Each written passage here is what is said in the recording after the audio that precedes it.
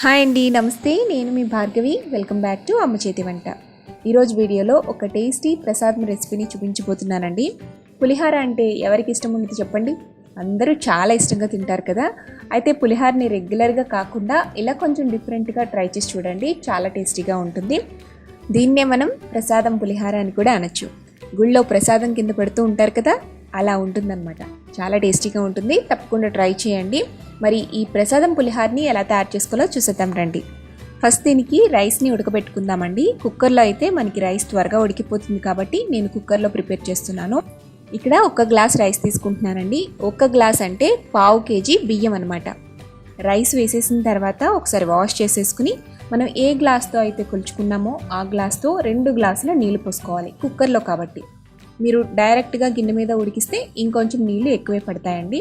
తర్వాత ఇందులో రుచికి సరిపడా ఉప్పు, 1/2 టేబుల్ స్పూన్ దాకా ఆయిల్ వేసి పొడిగా రైస్ని ఉడికించుకుని పెట్టుకోవాలి. రైస్ని కొద్దిసేపు నానపెడితే మనకి పొడిగా వస్తుందండి, ముద్ద అయిపోకుండా ఉంటుందన్నమాట. కుక్కర్లో అయినా సరే ఒక 1/2 అవర్ పాటు నానపెట్టుకుని ఆ తర్వాత 2 విజిల్స్ వచ్చేంత వరకు ఉడికించుకోండి, సరిపోతుంది. రైస్ అనేది పొడిగా వస్తుంది, ముద్ద కాకుండా ఉంటుంది. పులిహారకి ఎప్పుడు కూడా మనకి రైస్ పొడిగా ఉంటేనే బాగా వస్తుందన్నమాట, ముద్ద కాకుండా చూసుకోండి. సో రైస్ ఉడికించేసుకున్న తర్వాత ఇలా ఒకసారి గరిటతో అంతా కూడా కలిపేసుకుని చల్లారి పెట్టుకుని పక్కన పెట్టుకోండి. ఇప్పుడు ఈ పులిహారలోకి మనం మసాలాని ప్రిపేర్ చేసుకుందామండి. దానికి స్టవ్ మీద ఒక కడాయి పెట్టుకుని అందులో 1 టీ స్పూన్ దాకా ధనియాలు, 1/2 టీ స్పూన్ మిరియాలు, 4 ఎండుమిర్చి వేసి కొంచెం దోరగా ఫ్రై చేయండి. ఇవి లైట్గా వేగిన తర్వాత 1 టీ స్పూన్ దాకా ఆవాలు, 1/2 టీ స్పూన్ దాకా మెంతులు వేసి జస్ట్ ఒకసారి కలుపుకోండి. ఈ ప్రాసెస్ని లో ఫ్లేమ్లో పెట్టుకుని దోరగా ఫ్రై చేసుకోండి ఈ దినుసులన్నిటిని కూడా. లాస్ట్లో ఫైనల్గా 2 టీ స్పూన్ల దాకా నువ్వులు వేసి ఒకసారి అంతా కలుపుకుని స్టవ్ ఆఫ్ చేసేసుకుని ఈ దినుసుల్ని పక్కకు తీసుకుని పూర్తిగా చల్లారిపోనివ్వండి.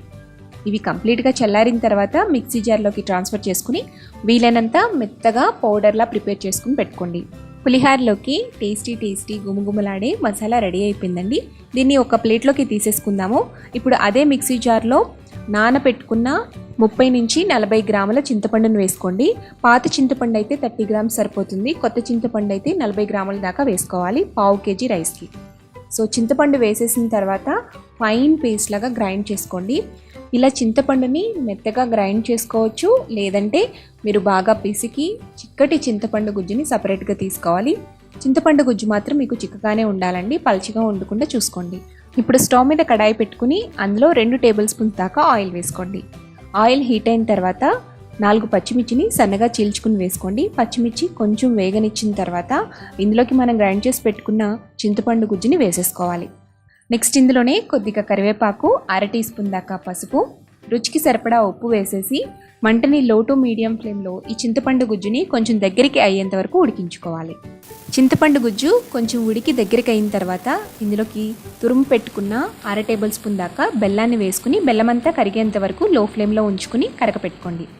బెల్లం పూర్తిగా కరిగిపోయి ఈ చింతపండు గుజ్జంతా నూనెలో బాగా వేగిపోయి నూనె సపరేట్ అయిపోతున్నప్పుడు మనకి చింతపండు గుజ్జు అనేది రెడీ అయిపోతుందండి. ఆ స్టేజ్లో స్టవ్ ఆఫ్ చేసేసుకుని ఈ చింతపండు గుజ్జుని మనం ఆల్రెడీ పొడిగా చల్లారి పెట్టుకున్న రైస్లోకి వేసేసుకోవాలి. ఇప్పుడంతా కూడా బాగా మిక్స్ చేసుకోండి. చింతపండు గుజ్జు, రైస్ అంతా కూడా బాగా కలిసిపోయిన తర్వాత ఇందులోకి మనం తాలింపు పెట్టుకుందాం. తాలింపు పెట్టుకోవడం కోసం స్టవ్ మీద కడాయి ఉంచి అందులో 2 టేబుల్ స్పూన్స్ దాకా ఆయిల్ వేసుకోండి. ఆయిల్ హీట్ అయ్యాక ఇందులో 2 టేబుల్ స్పూన్ల వేరుశెనగ గుళ్ళు వేసి కొంచెం దోరగా ఫ్రై చేయండి. వేరుశెనగ గుళ్ళు కొద్దిగా వేగాక 1 టేబుల్ స్పూన్ దాకా పచ్చిశనగపప్పు వేయండి. 1 టీ స్పూన్ దాకా మినప్పప్పు కూడా వేయండి. ఇందులోనే 1 టీ స్పూన్ ఆవాలు, సన్నగా తరిగి పెట్టుకున్న అల్లం తరుగు 1/2 టేబుల్ స్పూన్ దాకా వేసుకోండి. అలాగే 2 లేదా 3 ఎండుమిర్చిని చిన్న ముక్కలుగా కట్ చేసుకుని వేసుకోండి.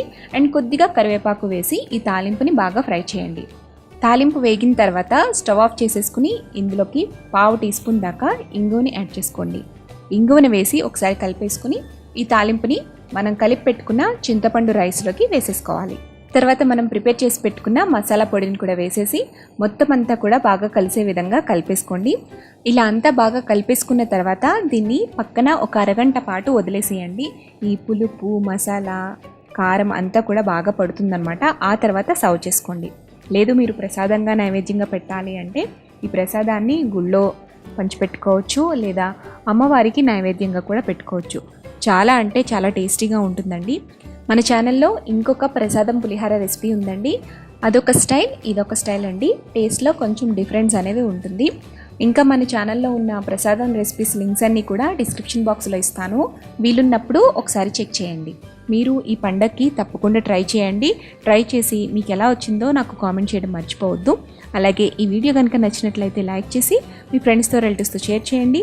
మరిన్ని టేస్టీ సింపుల్ క్విక్ రెసిపీస్ కోసం అమ్మ చేతి వంట ఛానల్ని సబ్స్క్రైబ్ చేసుకోండి.